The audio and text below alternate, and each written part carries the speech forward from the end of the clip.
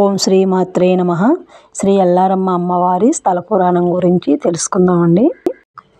ఒకానొకప్పుడు గోదావరి నదికి చెందిన ఒక పాయ ఈ గ్రామానికి తూర్పుగా గ్రామంలో ప్రవహించేది. దాని తీరాన శ్రీ మాండవ్య మహాముని తపస్సు చేసుకున్నాడని, అందుచేతని ఈ తీర ప్రాంతానికి గల గ్రామం మాండవ్య క్షేత్రంగాను, కాలక్రమాన మండపాకగాను వ్యవహరింపబడుతుందని చెప్తున్నారు. ఆ గోదావరి పాయ మరుగై ఇప్పుడు మడుగుగా పిలువబడేది ఒక జలాశయం ఉంది. ఆ మడుగు ఒడ్డున శ్రీ కేశవస్వామి ఆలయం ఉండేదట. ఆ ఆలయ పరిసరాల్లో గొల్లలు పశువులు మందలను మేపుకునేవారట. పశువుల మందల ఉండే చోట మండపాక అయ్యి క్రమేణా మండపాక అని స్థిరపడినట్లు కొందరు పెద్దలు చెప్తున్నారు. మండపాక ఎల్లారమ్మ వారికి ప్రతి సంవత్సరం చైత్ర మాసంలో వసంతోత్సవాలు జరుగుతాయి.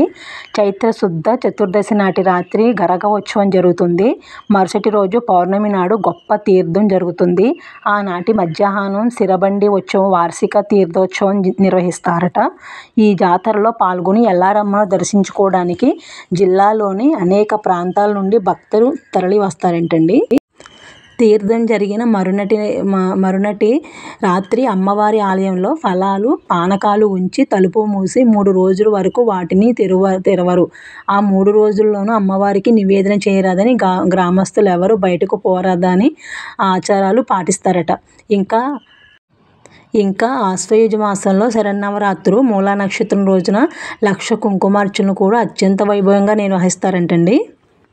ఇక్కడ అమ్మవారికి ఇంకా ప్రత్యేకత ఏమిటంటే, అమ్మవారి మహిమకు ప్రత్యేక నిదర్శనం ప్రతిరోజు పూజ సమయంలో కనిపిస్తూ ఉంటుందంటండి.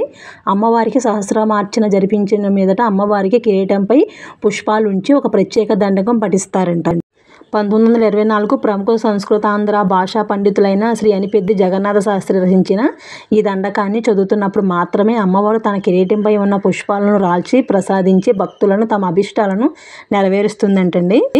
అలా శిరస్సుపై ఉన్న పుష్పాలు రాలకపోతే భక్తుల లోపాలు ఉన్నాయని ప్రగాఢంగా నమ్ముతారండి.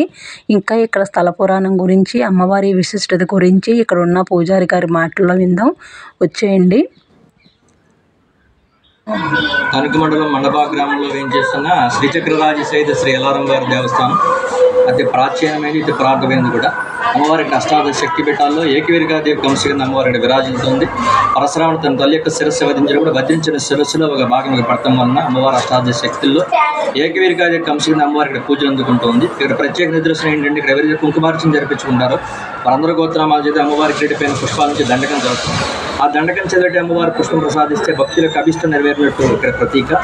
ఈ పూజ చేయించుకోవడం కోసం చుట్టుపక్కల గ్రామాల నుంచే కాకుండా సుదూర ప్రాంతాల నుండి అమ్మవారి యొక్క పూజ కోసం వచ్చి కోరికలు తీరి అమ్మవారి యొక్క కృపాకరకు కరుణాకటాక్షల పాత్రగా వస్తున్నారు. అమ్మవారి యొక్క ఉత్సవాలు అత్యంత వైభవేతంగా చైత్రమాసంలోనూ, అలాగే శరన్నవరాత్రి ఉత్సవాలు అత్యంత వైభవేతంగా జరుగుతాయి. ఎల్లలకు అమ్మ ఎల్లారమ్మగా అమ్మవారి మండపాక గ్రామంలో విరాజిల్లుతుంది. శ్రీమాత్రి.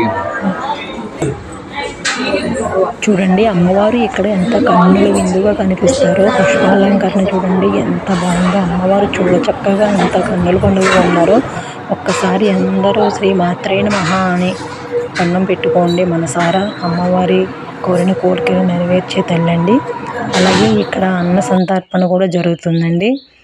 ఇక్కడ అన్న సంతర్పణ కూడా చాలా బాగా, చాలా శ్రద్ధగా చూడండి ఎంత చక్కగా ఈ కార్యక్రమం నిర్వహించారో. ఎంత చక్కగా, ఎంత శ్రద్ధగా పెడుతున్నారో చూడండి అన్న సమారాధన. అక్కడికి వెళ్ళిన వారికి ఈ కోరికలు నెరవేర్చడమే కాకుండా ఆ తల్లి కడుపు నిండా భోజనం కూడా పెడుతుందండి. అమ్మవారు ఒక్కసారి శ్రీ మాత్రే నమః అని ఒక్కసారి మనసారా తలుచుకోండి అమ్మవారిని. ఒక్కసారి మీరందరూ కూడా వెళ్ళి అమ్మవారిని దర్శించుకోండి. వెళ్ళలేని వాళ్ళు ఈ వీడియో చూస్తారని నేను మీ అందరితో ఈ వీడియో షేర్ చేసుకుంటున్నానండి.